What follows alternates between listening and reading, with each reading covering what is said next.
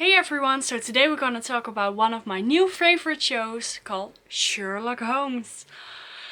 Ah yes! Oh my god, I love it so much. It has been around for almost 9 years now. The show first started in 2010, but I only started watching it like 2 weeks ago.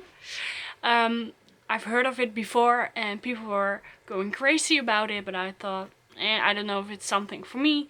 But I was searching for another show and I stumbled upon Sherlock Holmes, and I'm honestly in love with the show. It's so amazing. So, for those of you who don't know Sherlock Holmes is a fictive character that has been written like many years ago. I have a confession, I thought he was a real person at first, but I didn't know he was just a character. But anyways, he is. He's fiction. And Sherlock is played by Benedict Cumberbatch in this show. The show is made by BBC, and Benedict, yes. At first, I also thought like, why is everyone going crazy about this Benedict guy? He seems nice, but that's it. But now that I've seen Sherlock, I'm on the Benedict Cumberbatch train. He's amazing. So he is a reason alone to watch this show. But anyway, let's start with the story.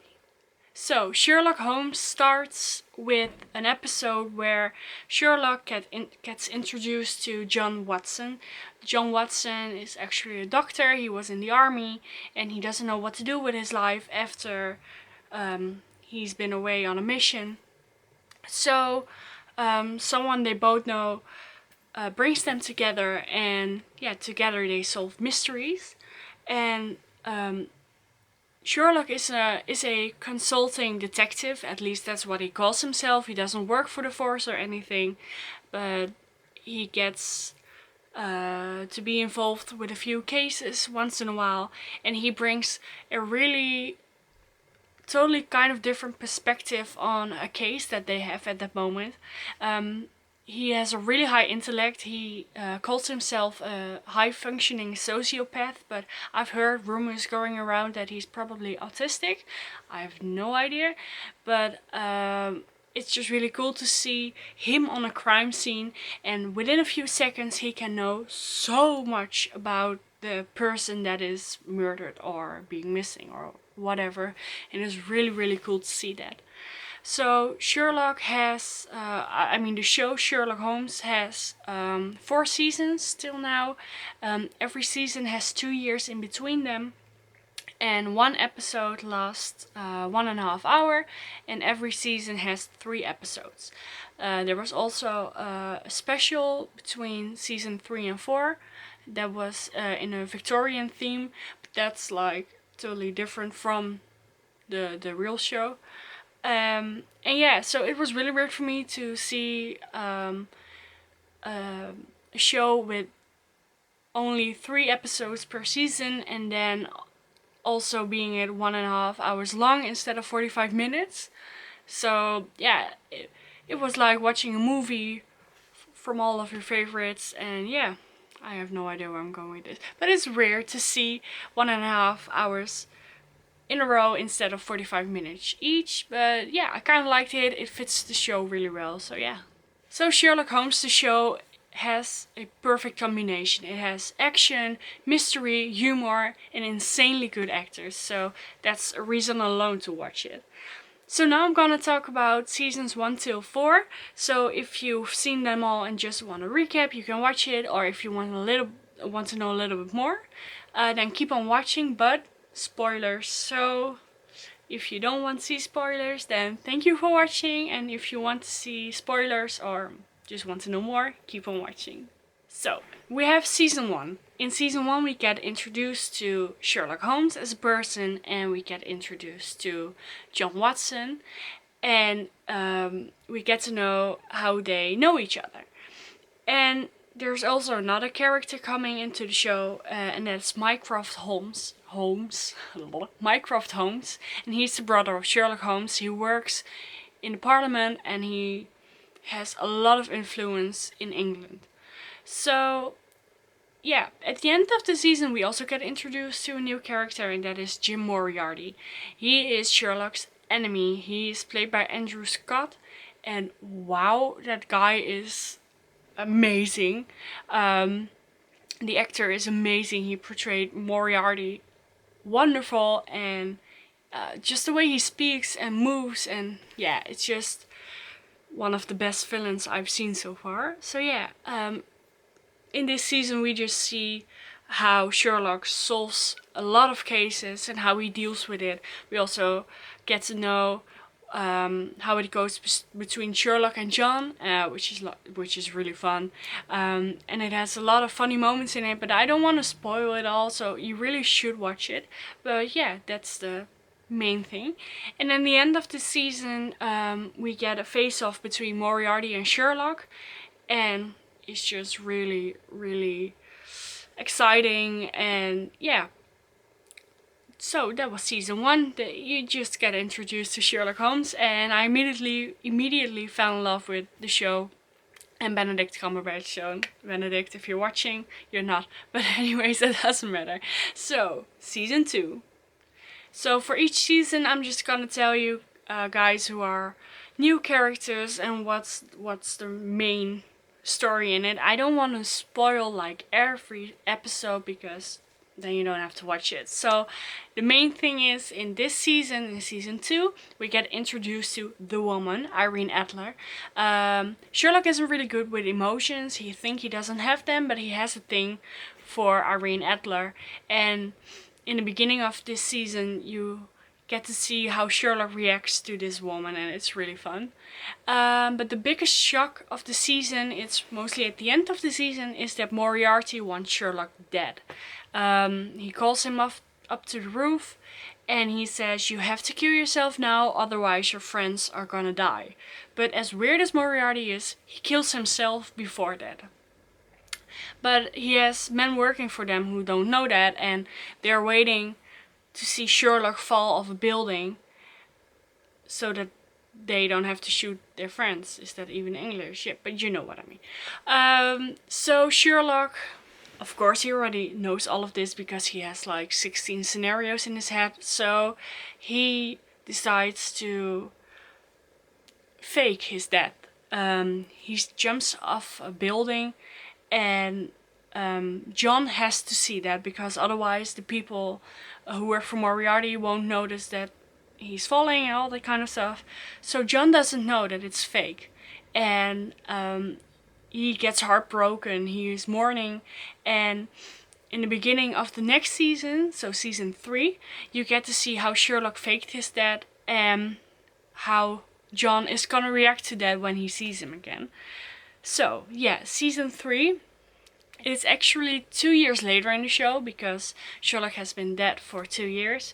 John has moved on with his life, and he found his future woman, Mary. But then Sherlock comes back from hiding, and he wants to get in touch with John again. But then there's an episode where you can see John hitting Sherlock about 10 times because he's so mad that he faked his death, and that was just really hilarious. So yeah, then it gets weird. You see all those episodes in between, and you just really watch it. But like at the end of season 3, Mary shoots Sherlock, and after figuring all out, Sherlock finds out that she was a former special agent that has killed a lot of people, and a lot of stuff happens just in between, and you should watch it. Yes, you should watch it. I'm not gonna spoil it all. If you've seen it already, you know what I'm talking about. And yeah, just watch it. I'm just gonna encourage you all to just watch it because it's amazing. So then, season 4. That's true. Season 4.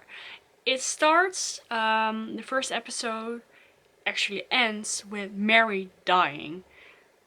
What the hell? I was so shocked that that happened, but of course it had to happen for a reason and all that kind of stuff. But I have to admit, season 4 is a bit weird. It isn't your usual type of show or episode where Sherlock solves crimes and all that kind of stuff. I mean, he solves them, but it's just really weird. You get introduced to a new character called Euro Sherlock. She is Mycroft and Sherlock's hidden sister.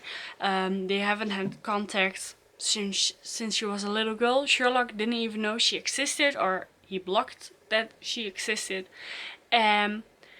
Throughout this season, you see a woman on a bus that fancies John, but also John's therapist, and those two women are actually Euros.